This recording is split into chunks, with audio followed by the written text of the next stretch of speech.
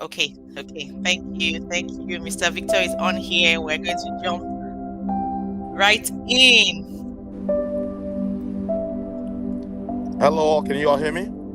Hi, Mr. Victor. Hello, how you Thank doing? you so much. Thank you. I'm fine. I'm just Thank you. I'm just putting my makeup on right now, so just give me about. I'll be ready. I'll be camera ready in a little bit. Don't worry about it. Let's keep going. Thank you. Thank you so much for doing this for us, with us. Thank you for being willing to share your wealth of knowledge, wealth and depth of knowledge. Because every time I sit with Okay, thank you. I'm ready. Ready to go. Let's do it.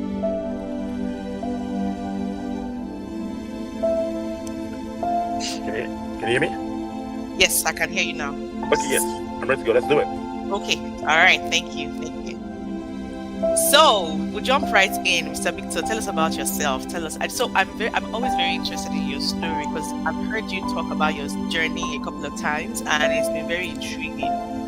Okay. Um, there's one particular thing you said that I don't know why I can't forget it. I remember you said you used to sleep with your name tag on,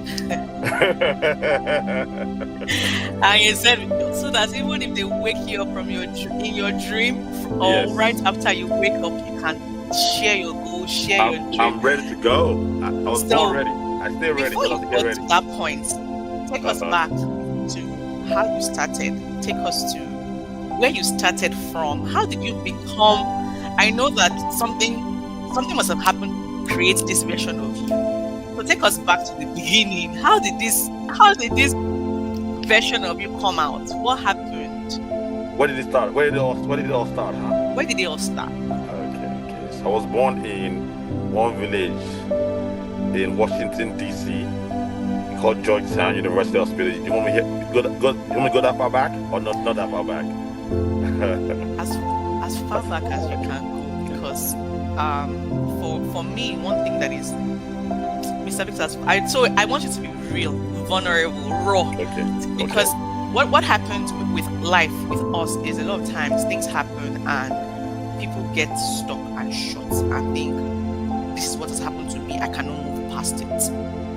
Right. Right. So take us back to your background. Let's know where you're coming from. Did you come from wealth to have this mindset that you have and all the things that you are doing and the magic that you're because in Houston, I mean, there's nobody that does not know you in Houston. Like, so how did you become this person? Where did you come from?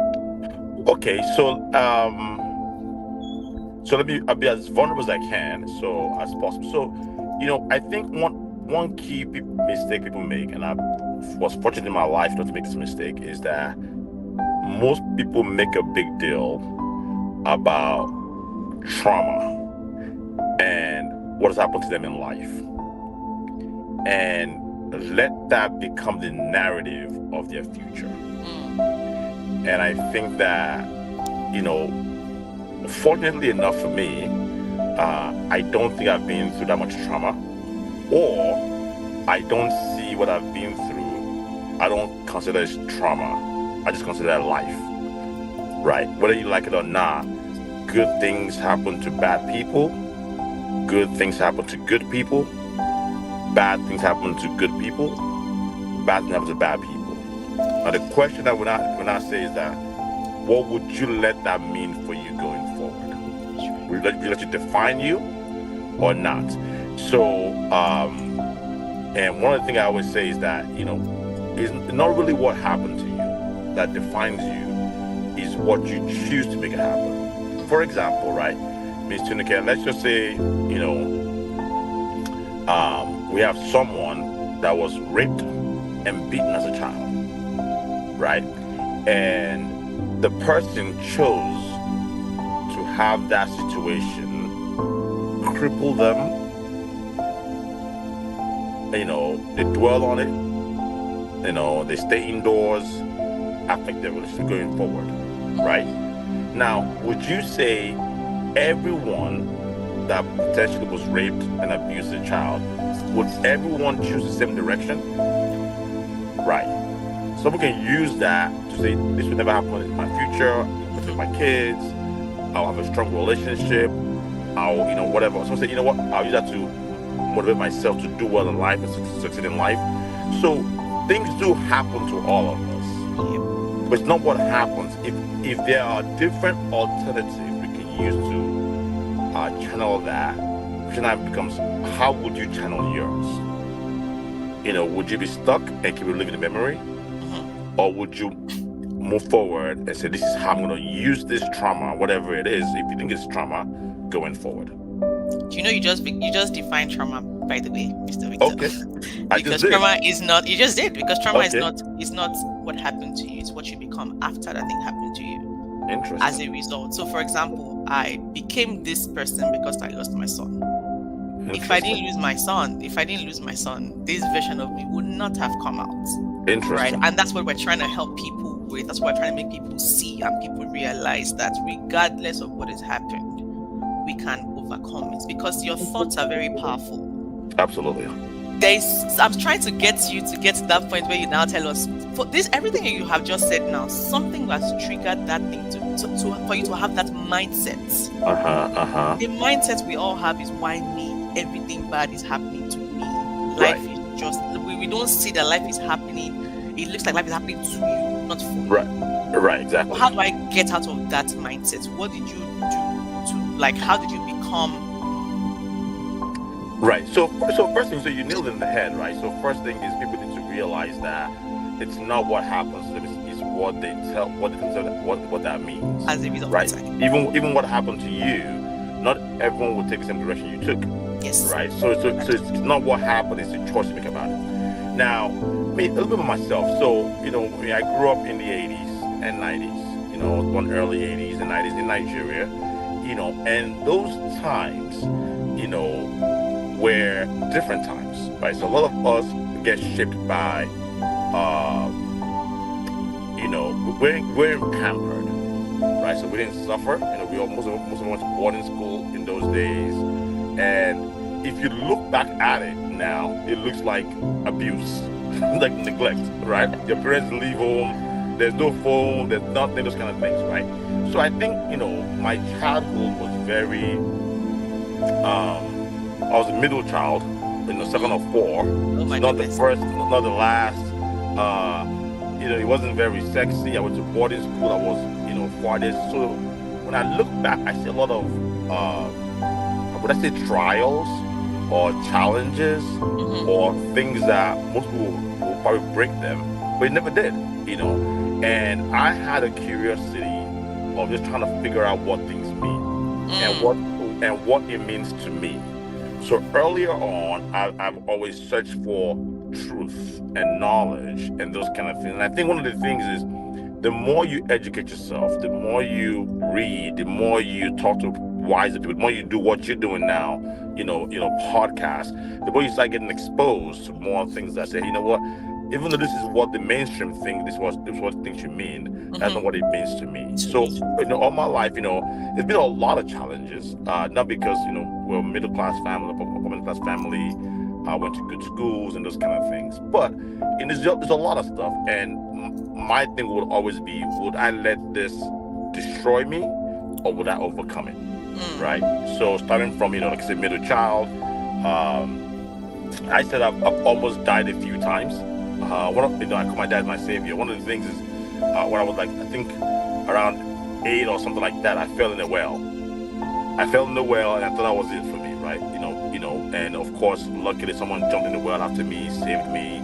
Went to boarding school.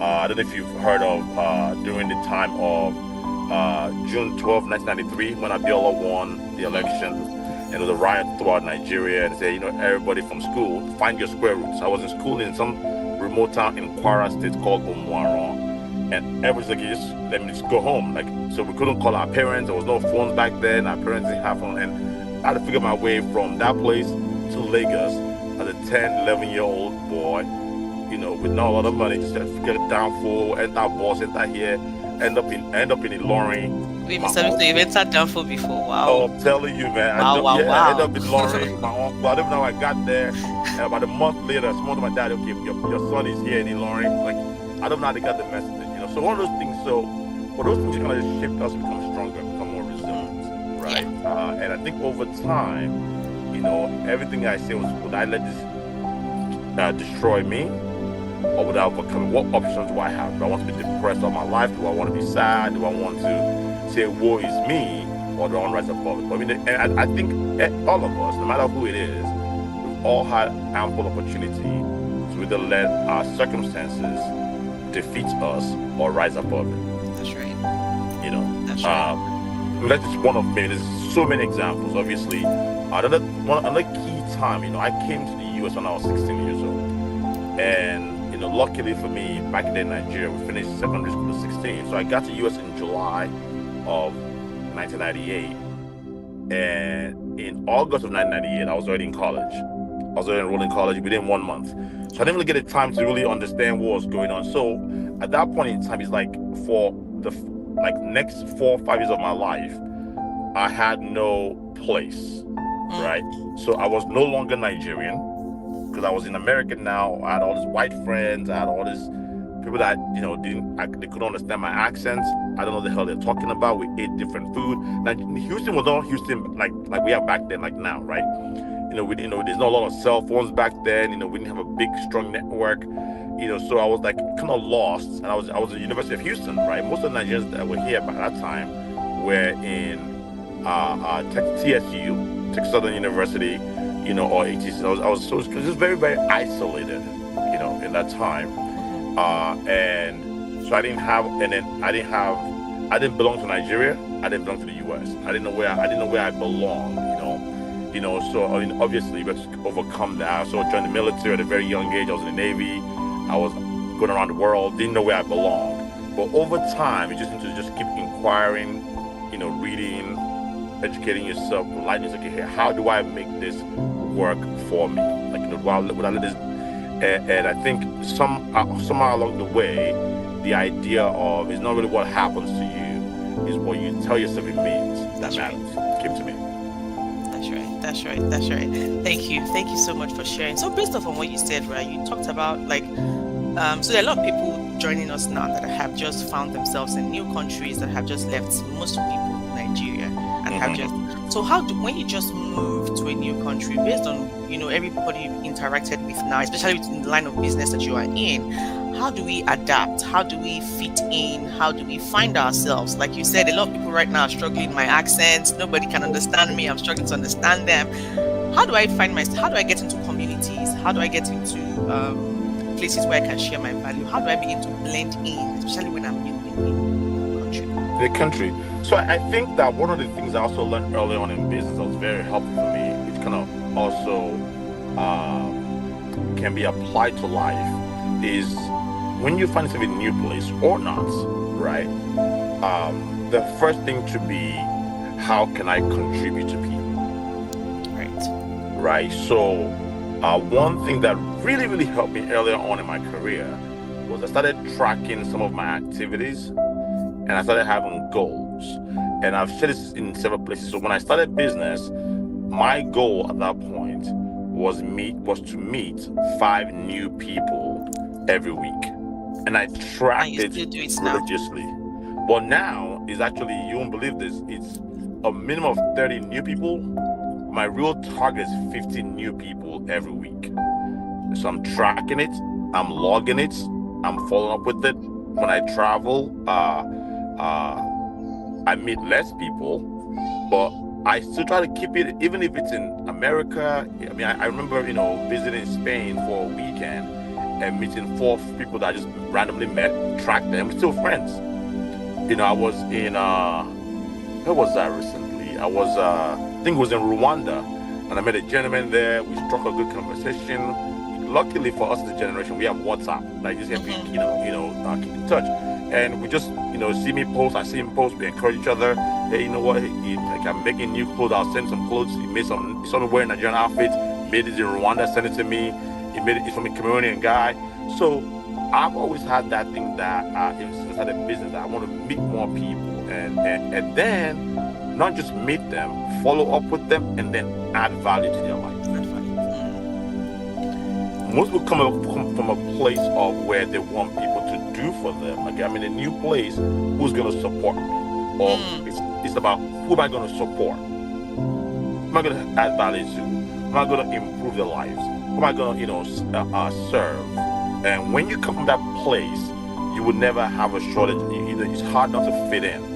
When you come to, oh, this person is looking at me off, I don't fit in here, I don't fit in there, then you start becoming self-conscious.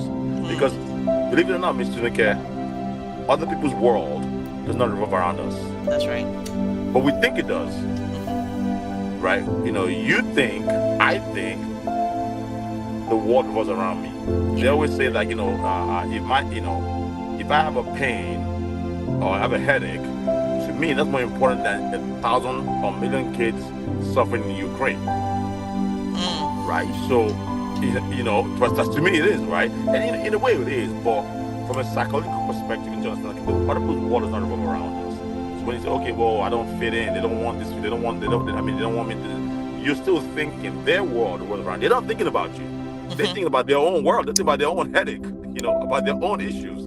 Once we realize that, okay, listen, how can I, improve their lives? How can I ask them? How can I contribute to them? How can I serve them? How can I, be of service to them? Someone is running for office. How can I support the person? Tinuke is doing this kind of business. How can I support her? How can I be of service to someone? And then, you don't need, at that point, you don't need people to come to your aid. It just happens naturally. Yeah. Just, what you're doing for them enough, it might be enough already for you. Yeah. Like, they think of you when it's time to share money, they'll think of you. That's a very powerful mindset to have. It's a very, how can I, because when you think that way, you continue to empower yourself. You continue to build yourself. You continue to grow and work on yourself, right? Find courses to do, find programs, find people to say, oh, I remember I was talking to someone last week, I'm like, you are doing events, please call me, I want to volunteer. Because that's how I'm going to put myself out there. That's how I'm going to meet people. Mr. Victor, are you here? I'm here. I'm taking notes, so sorry. You're saying things that are making sense. I'm taking notes, so sorry. That's how I'm going to put myself out there. I'm an audience as well, too, of yours, so go ahead. That's how I'm going to, be out there. People I will say one thing and someone like, oh my goodness. I remember I was in a course one time and then someone asked a question and I answered her. She's like, oh my goodness, I never thought about it that way. And she went to enroll on a program based off on what I had just said that she didn't even know she needed. So, that mindset about, thinking about things that way, how can I be of service, would empower you and put you out there, and then you get into communities and things like that. So for people that are just getting into new spaces, that's very important. Mr. Victor, I know that you are the money guy. Before you say that, I love what you said, because when you're of service to people, it really, really helps your own self-esteem. That's right. And when you have good self-esteem, it partly having a good life, right? So most people think that makeup, money, all the things what gives self-esteem, they're all part of it. But when you feel useful to the people, it gives you a lot of self-esteem. So I can't underscore the importance of when you meet people, you grow your network, and you offer value and be of service. It's so powerful. So powerful. Extremely, extremely. So I know that a lot of people think that, oh, when I just move, I just need to get a job. But that's how to grow. That's how to grow, even while you're working on things outside your 9 to 5 as well. Correct. So this conversation, like I said, that you're the money guy. I know you have a book on which I know the one I know you have like 2 or 3. But will you ever be rich? Right? Share with us, what are some limiting beliefs that people have about money, about how to create wealth? Everybody just thinks I need to work, but how do we get out of that mindset? I know that is from our programming, where we are coming from. Go to school. When you go to school, get a good job, and that's it. But how do we get out of that, and what do we need to start doing, like practical steps that we need to take to be able to have that kind of mindset first? Because if you don't even see it first, or something I heard yesterday, you have to see it to see it. If you can't see it in your mind eye first, okay. I like that. You create it, you have to see it to see it. Because if you don't see it first internally, if you don't even believe that you can do it, you wouldn't. Because one thing I always say is, if you don't capture the are you taking notes again? You there? Yes. Can you hear me, Mr. Victor? Can you hear me? Can everybody hear me? Okay, but can you hear me? Sorry about that. Okay. I'm back now. Yes. Okay, okay. So like if you So don't so conquer so the EP. lion within, you can never capture the one Mm, without outside first. It mm-hmm, has to what are those mm-hmm. mindsets, what are those limiting beliefs that you've seen that people have about money, and how can we Well, work with them? so first of all, if I give it all out, then they won't buy the They won't book. buy They the should book, buy I the mean. book. So tell your audience they must all buy the book to start with, and not No, we just have to. and not just because it helps me encourage you to write more, but I think it's also very good because I learn a lot from it, and I can't give. No matter what I say, reading that book is a different ball game. But I think Definitely. everything we're saying is all part of it. So the first thing we need to understand, and I think maybe it's a genetic defect of mine, is that you know, and most of us growing up in Nigeria probably have a very similar mindset that there's nothing that I think I want to do that I cannot do, That's right. right? So I think that's the first thing to like, hey, whatever you want to do, you can do it. Now it's not gonna be easy. So my first book is called Success Made Simple, It's simple. and it aligns a lot of step by step on how to actually achieve success in life, step by step. It's not gonna be easy, but it's simple and it's doable. So until you believe that it's doable, you cannot go achieve it. And one thing I say is that even though somebody doesn't feel that way, most of us that live in the U.S. are living in one of the most forgiving times in the world. Right? I've got some friends or people I know that have not had a job in 4 or 5 years, and they're still living like ballers, and they don't do yahoo boys. America is so forgiving. There's Social Security income, there's Medicaid for your kids, there's low income this, there's low income that. Especially if you're Nigerian in Houston, you go to baby shower once a week or twice a week, you just carry food. You don't do this, like you won't go hungry. That's right. So there's nothing limiting you from going for the fences. So it's those who dare to dream big Dream. have the right to live big. That's right. Right? And so America is very forgiving. So having that understanding that, if I want to do it, I will do it. There's a story of a man called Mr. Pullman that I learned a while back. So Mr. Pullman is kind of guy that, if you say Mr. Pullman, you see this World Trade Center, this high rise. Yeah, it's like maybe like 100 feet tall. I mean, 100, 100, whatever. It's high rise, right? 100 stories tall. So Mr. Pullman, we need to lift this building. We need to walk on the foundation and dig hole, bring this building down without disturbing anybody or making a tea drop from a cup. Can you do it? Mr. Pullman said, yes, I can do it. We'll figure it out. That kind of a mindset where you're like, whatever you do, if someone else can do it, I can do it. And if I don't achieve the moon, I will stop in the sky. Whatever you put your heart to, you can do it. That's the first thing. If you don't believe that, you won't get to it. Like you said, if you can't see it, you can't see it. Okay, that's the first step, right? Look at Elon Musk from South Africa, becoming the richest person in the world. I mean, he grew up in South Africa. I mean, obviously, he had means, but that's one thing. Number two is, the power of education, and not just going to school, is your constant education. Like I say in life, there are 4 places to invest in life: invest in real estate, invest in financial instruments, invest in private businesses, and the most important one is investing in yourself. Investing in yourself, the most important one. And the best investment you can do is educating yourself, not going to school, but reading, studying. There's a saying that I can show you, Ms. Solanke, how you can make $500,000 a year in the next 3 years. Do you believe me? Absolutely. Okay. And here it's very simple. It's not easy, but very simple. See, the top 1% of any industry makes between 400K and $500,000 a year. So look at any industry: architects, designers, entrepreneurs, restaurateurs, whatever industry it is, the top 1% of that industry on average make 400K to 500K. Now the income might be some people might make 50K, some people might make 2 million. But on average, the top 1% makes that. And if you choose a craft of your own, I want to be a podcaster, and you spend 20 minutes a day at the minimum to study, research, apply, transact in just that field. Don't get distracted.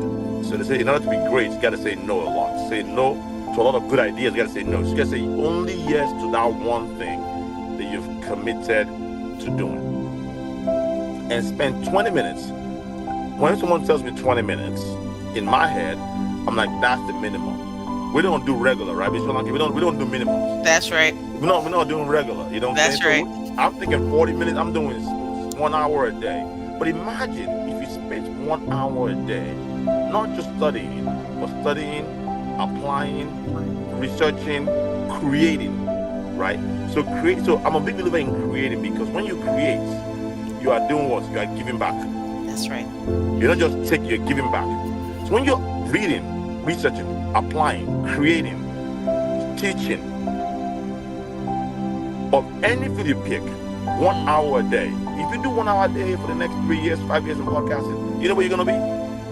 The top 1% of podcasters. That's right. And when you get there, don't forget your boy. I You know, remember say, you. holla at your Sure. boy. I remember you for sure. I'll come for a small loan, you know? Just give me no interest free loan, I'll pay back. I remember you for sure. Okay. That's very powerful. That's very powerful. That's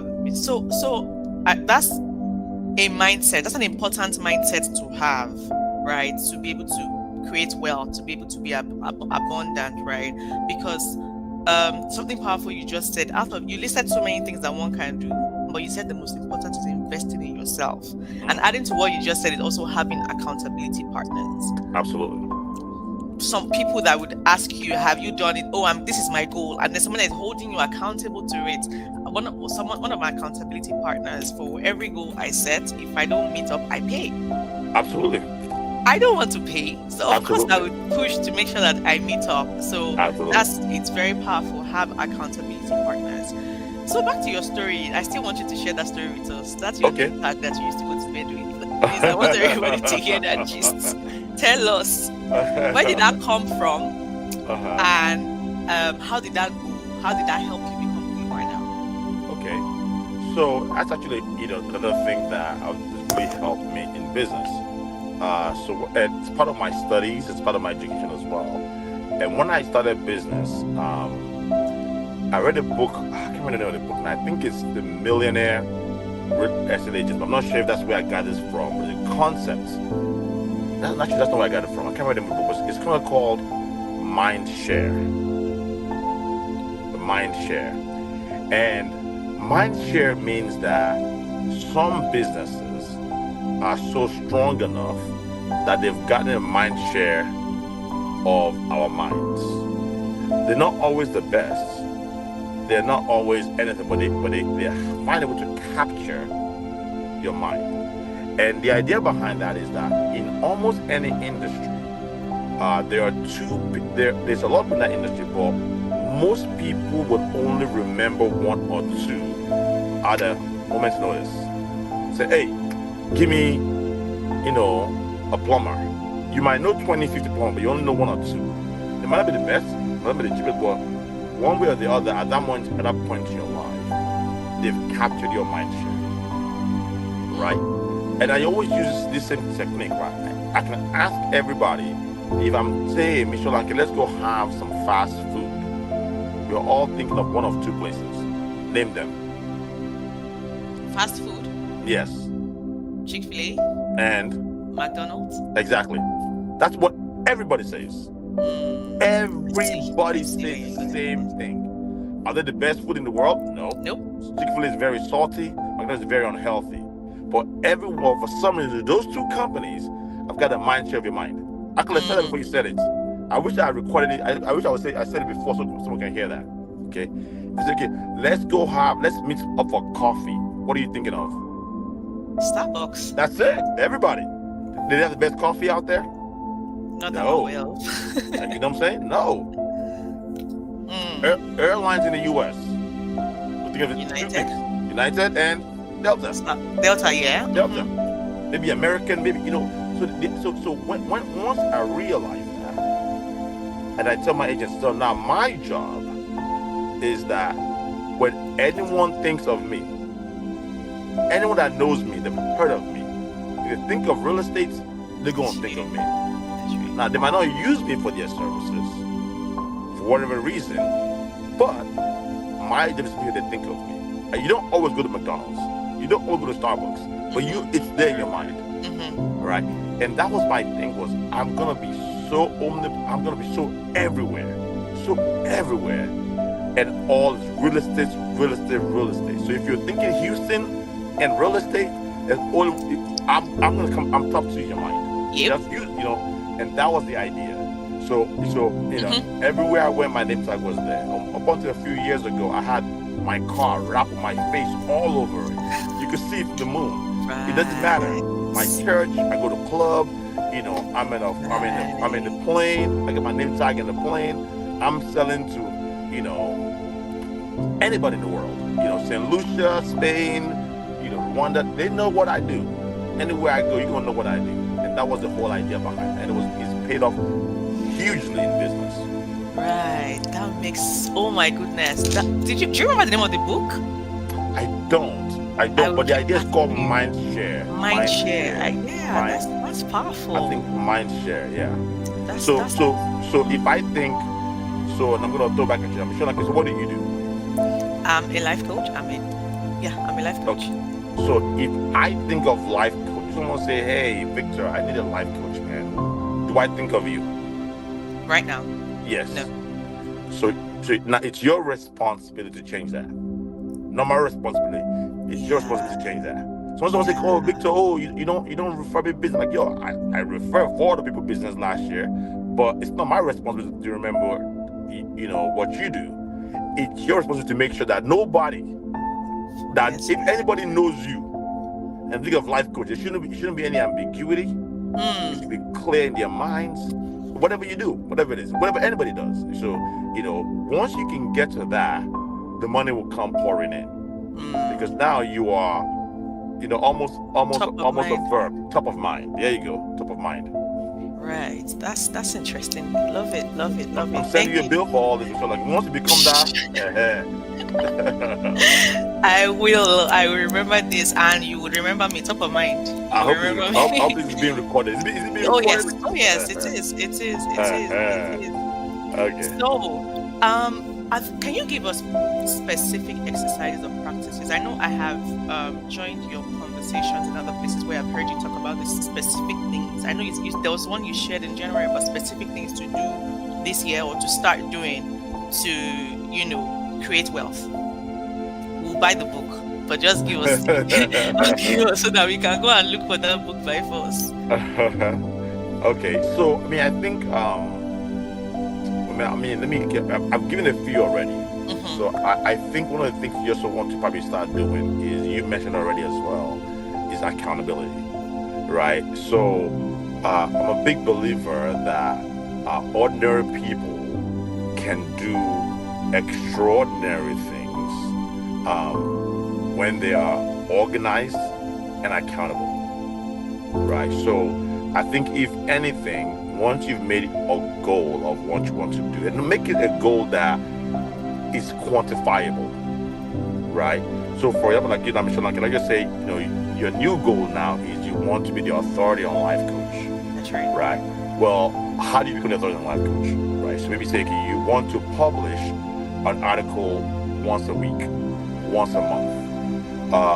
You want to be on social media once a day, giving your gems, your wisdom, sharing your ideas once every 2 or 3 days, whatever the case is, right? And then at that point in time, have those actionable items. I call it my scorecard. Have it down, and then pick an accountability partner. That, hey, you and I, you give me yours, I'll give you mine. And if I don't make it this week, I'm buying you lunch on Sunday. I'm buying you beer. I'm selling you $50. I'm doing this. And you gotta make it painful for you, Yeah. right? Don't, if you and I have this kind of agreement, say I'll pay you $20, I'm gonna be painful enough for both of us. You know what I mean? Mm-hmm. So, because as humans, we react more intensely to avoid pain than to seek reward. So you know that when you become that authority, there's a reward that comes with that. But that reward, as human beings, is not motivating enough for all of us than the need to avoid pain. That motivates us like crazy, right? So having that,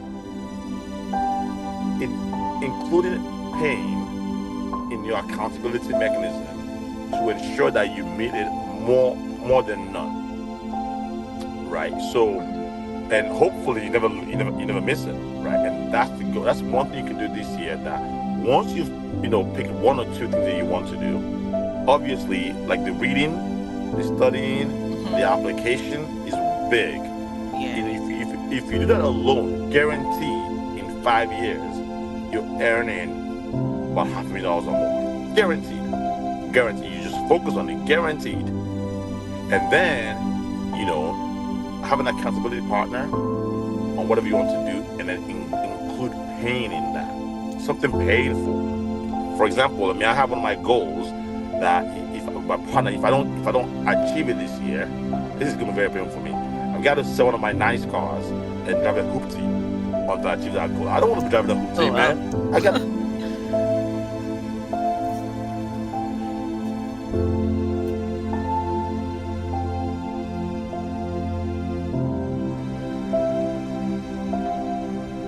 Can you hear? No, I can't hear you. Can you hear me? Okay, I can't hear you.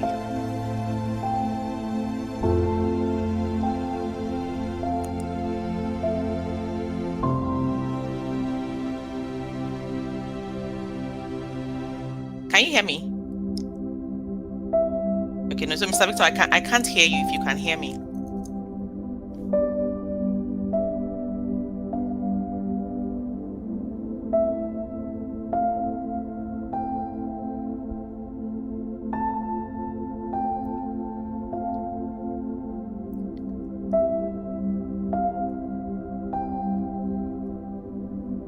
Can you hear me?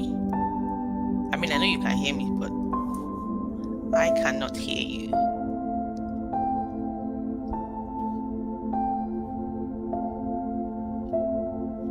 No, we still cannot hear you.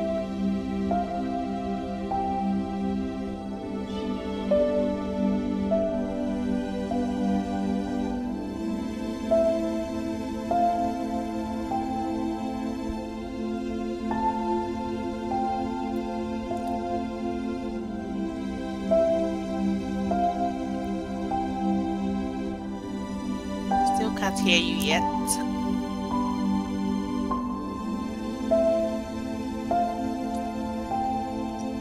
Hello, can you hear me? Yes, hear you now. Sorry, I have calls coming in, so it keeps. Okay. I was wondering. Okay. All right. Thank you so much, Mr. Victor. Thank you. Those were powerful nuggets right there. Powerful nuggets. I heard you talk once about how did you put it? There was a way you put it. I'm trying to remember. I'm surprised. I didn't think you were listening to when I was. I guess you've been listening to me. Been listening, huh? You have no idea. You have no idea. There's something about not picking everybody's calls and focusing on what you are doing. There was something else you said about sort of like borrowing someone else's mindset into situations. Like when you can't do something, you think about it. What would this person have done in that time, at that point, and then incorporate what that person would do. Well, there's certain aspects of that, right? Having the right mentors.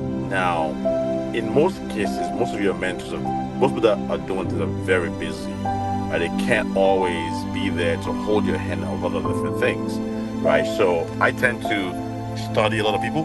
I read a lot of biographies, and having I want to call a board of directors, kind of help me think through certain things. Because as you start, making changes in your life, you're gonna have less and less people that can really relate to what you're going through in life, right? So having those things, and then in some cases, okay, you know what I know of Mr. Lanke, right? If she's faced with this situation, how do I think she will react to it? What are our guiding principles? I mean, I've heard her enough.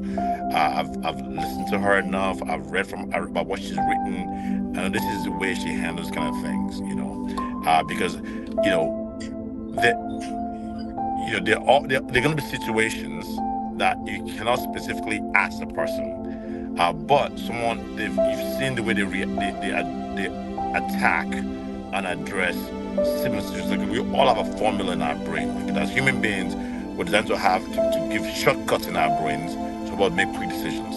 I think it's kind of in line of those things. I think it's in line of what you're asking for. Yes. You also shared with us how you plan your day to be able to meet your goals. Can you share that with us as well as to how we can be very practical on achieving our goals? One of the things that I feel at times, but once I have my goals, I create activities to achieve my goals. Right, so not just have the goals, but I call it a plan of action and milestone. So we learned that in the military. So we call it a plan of action with a deadline to it. So let's just say, again, I want to be in 5 years, I want to be the top 1% of podcasters. Well, I'm going to walk backwards. What can I do in the next 1 month, in the next 2 months? And then, so I have activities that I have to do. Right, I have to do this on social media. I have to do this. I have to do that. I have to create a brand. I have to create a website. I have to have a funnel and all those kind of things. So I put deadlines to it, but then I have my day-to-day goals that I want to achieve, and I usually break it into weekly goals, not daily goals, because some days might not just go the way you want it to plan, right? I think maybe you're traveling and you're going to West Africa. It takes 24 hours to get there, right? But you can still meet those goals within a week period. And then what I realize though now is, just having the goal is not the most important thing, right? Michelle, do you know what the most important thing it is? Achieving it. Other than achieving it, is tracking it. That's right. Tracking it, because if you're not tracking it, in your mind, you might think you're achieving it, but you're not achieving it. Or you're doing it, but it's not in your face. So I made tracking my goals the most important parts of achieving my goals. So now that I've known that, if this is the most important thing, there's some days where I'm out there, I'm hustling, I'm busy, but I don't want to stop. I don't want to take the time to track it. I got to remind myself, hey, listen, buddy, you've told yourself the most important part is tracking it. Mm-hmm. So if that's even more important than actually doing it, then take 10 minutes to write it down. Write it down. Now, obviously I've been in business for a little bit longer now, so I've had systems around it, right? So when I say I met 274 people last month, I already have a system that tracks that. As I'm meeting you, it's going to my system, it's tracking it for me. I don't have to remember I did it today, but I'm going to my system and I'm writing it down in my own spreadsheets. But the system is kind of collating it for me. That way I'm keeping track. Okay, hey, wait a minute. It's Thursday. I've only met 28 people. I need 24 more. I need 5 more. Whatever the case is, right? Oh, it's Friday. I've only had 2 social media posts. I need 10 more to be whatever the case is, right? I've missed my weekly article for the past 4 weeks. This is not a good way to build a reputation of consistency. Mm-hmm. So the most important thing I would say is tracking it. It's hard, but once you decide to yourself that the most important is the tracking, and then make that the most important, not the doing, but the tracking. The tracking will make you go do it. Right. If the tracking is 0, 0, 0, make you go do it. It'll make you look like inconsistent to your work. Make you feel like a hypocrite. Like I gotta go do this. Mm-hmm. Mm-hmm. And to add to what you just said, one of the important questions to ask yourself is, okay, I've said this. What did I do well in this month, in this quarter, what's worked, because that's how to also track, because that's how you know what to continue doing. Because I've seen that experiences generally in life, they are like fruits, right? Most times we just tend to eat the fruits and throw the seeds away. If we're tracking, we know this, we get the seeds and we can plant those seeds back to get the trees, because it's how you do one thing that you do every other thing, right? So it's paying attention to everything that you are doing. What did I do well? What should I keep doing? What did not work? What do I need to stop? What do I need to do more of? And that's how we know, how to keep growing. Thank you very much. So we have a question for you from the audience. Life happens, and most people tend to stay in survival mode and focus on how to just live rather than thrive. So the question is, how do you step out of this space mentally to grow wealth and to be who you are now? How did you step out of this mentally to grow wealth and to be who you are now? Well, so for me, it kind of always goes back to what we've been talking about a lot. And, being of service to people, educating yourself. But at one point in time, I also learned that most of us, what keeps us where we're stagnant is our ego.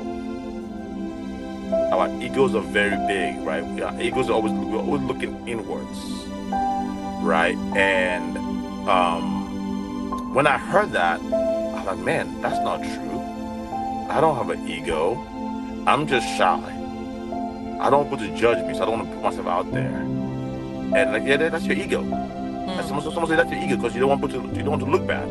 You want to look good. You want to put your face forward. And the more I see, like, the more you're inward focused, it's almost gonna be in survival mode. Yeah. The more you're outward focused, the more you're free to go, to grow, free to, what you're doing now, Ms. Solanke, is not easy. Like, you're putting yourself out there. You're getting yourself out of survival mode. But if your ego is telling you, oh, you're only gonna have one people gonna dial in, people are not gonna call in, you're gonna look bad. To the hell with, just do it. Right? Yeah. Oh, you might fail in this business. To hell with, just do it. Just do it. And it's really hard for people for all of us as human beings, to get out of our way from looking inward. I was also somewhere earlier today, I'm like, listen, the more you keep talking, you just keep looking inward. When I'm talking, when I record, I don't look at the camera. I'm looking at you. I'm focused on you, not looking at myself. Looking at myself, I'll be all self-conscious. Yes. But when you stop doing that, you're free and no one cares. I'm the only one that cares. You're the only one that care. Right. So I think what I would say to that is that I understand it shouldn't be the case, especially in America. We have so much to offer. They shouldn't be living in survival mode. Now, it takes time to get out of there, but again, continue educating yourself, be of service to people almost all the time. Look outwards.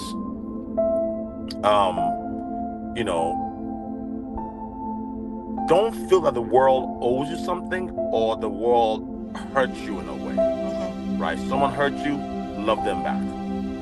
Someone hurt you, that's their problem. Your problem is to love them. That's your job, is to love them, be there, be of service. Now, don't keep going where someone's keep hitting you in the head, but step out there, educate yourself, be of service. When you be of service people, like we say, be a mind share. Whatever that person has chosen to do, be a mind share, be a sponge, sacrifice, do things, get out there, work hard, work long, go to bed with your name tag on, right? Be a mind share, and naturally it will happen. It doesn't happen overnight.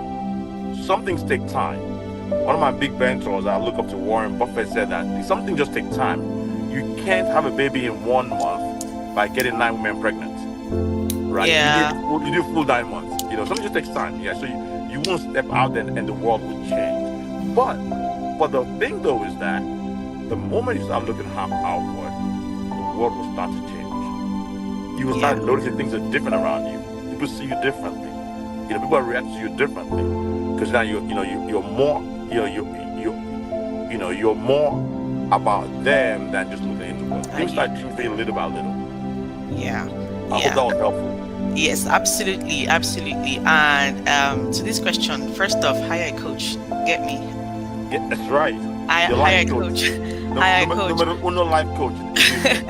Hire a coach first of all, because for your mindset to shift, you need a different perspective. You cannot expect to solve a problem that the current mindset you have put you in the same way. So you can't solve a problem by thinking about it the same way that puts you in there. That's true. Expose yourself to knowledge. Expose yourself to people doing, especially in areas where you want to get to. Because you know how they say we learn, experience is the best teacher. It's not your own experience that is the best teacher. So for example, if I want to go into real estate, for example, I'm not just going to start and say, oh, I will go to Mr. Victor, because the mistakes that Mr. Victor made, I will never make it again, because he has made those mistakes for me already. And he has learned from it, right? So I will learn from him and just basically start from where he is, because he's going to guide me. So it's very important to get a coach, get a mentor. Mentors might not have your time like your coach would. So a coach is a very good place to start. Correct. And then there's something Mr. Victor mentioned, that investing in yourself is the most important step to changing your life. So reading, YouTube is a school. For example, if you can't even start from coaching, YouTube is a school. Everything you want to learn, if you go on YouTube and dedicate 20 minutes, he said, 1 hour, 30 minutes every day in those areas. Because the truth is, if you think you can be wealthy, you are correct. If you think you cannot do it, you are also correct. But if you really want to do it, like they always say, when the student is ready, the teacher would appear, things will be coming, and then you would get it. And yeah, I hope that also helps. But yes, send me a DM. Thank you so much, Mr. Victor. Thank you for doing this. Does anyone else have any other questions so that we can ask questions? Somebody typed that, oh my God, you said you cannot have a baby in 1 month by getting 9 women pregnant. That's huge. that was very powerful. That was very insightful. Thank you so much. I don't even know what part of the world you are in right now, because I know there are some things that you have told me about your weekends. I don't want to break your heart, so let me not say anything. Thank you so much. Thank you for your time. This was very valuable. This was very insightful. Thank you. I'm really grateful. Thanks for having me, and I wish you the best of luck. Thank you so much. Thank you. Have a lovely evening. Thank you, everyone. Thank you so much for joining in. I hope this was insightful for you. And don't forget, please take notes. Always take notes, because everything that we are learning, they say knowledge is power, but if we don't apply it, it's not power. It will be useless. How are you going to apply everything that you have learned today? How are you going to start? What are you going to do differently this week? What are you going to start writing down? What are you going to? Journaling is very important. And something else that I would like to share is, what you focus on is what will grow. What you pay attention to is what you keep multiplying. If you are only focusing on the bad, if you are only focusing on the things that are going wrong, you will keep producing. That's why it looks like, why is it always happening to me? Only if you change your thoughts, if you change what you are focusing on, everything else starts going in that line as well. So one thing that I would say today, the only last thing I would say, get a journal. Every day, commit to writing 3 things, just 3 things that you are grateful for. What that will do is, it will make you, because for everything that you are going through, there's always something to be grateful for. No matter, your life is something to be, because some person that's alive that can even change their life. If you're not alive, how can you even change what it is you are going through? So be grateful for that. You're able to eat. You're not in the hospital. It's something to be grateful for. So commit to 3 things every day. Set an alarm before you go to bed. Write 3 things that you are grateful for every day. What happens is, your focus will begin to change, because you are looking out for those reasons to be grateful. You are looking out for gratitude, and you will begin to have more reasons to be grateful. Just make it a lifestyle. Make it something that you commit to, irrespective of what you are going through. Because remember, first off, you can't change your problem by thinking about it the same way. Insanity is doing the same thing over and over again and expecting a different result. So how do you change that thing that you're thinking of? How do you change that mindset? How do you become someone else? I mean, how do you change your mindset? Everybody was always saying mindset. It's just what you are listening to. That's what you become. That's who you become. What you are listening. I saw a picture yesterday that was really inspiring for me. There was a baby crawling on all fours, obviously, and there was a dog standing beside it. And the dog was saying to the child, "You are walking just fine. There's nothing wrong with you." That is how a dog walks. That is how a baby crawls. That's not how the baby is going to walk eventually, but that is who the baby is exposed to, or what the baby is exposed to, rather, right?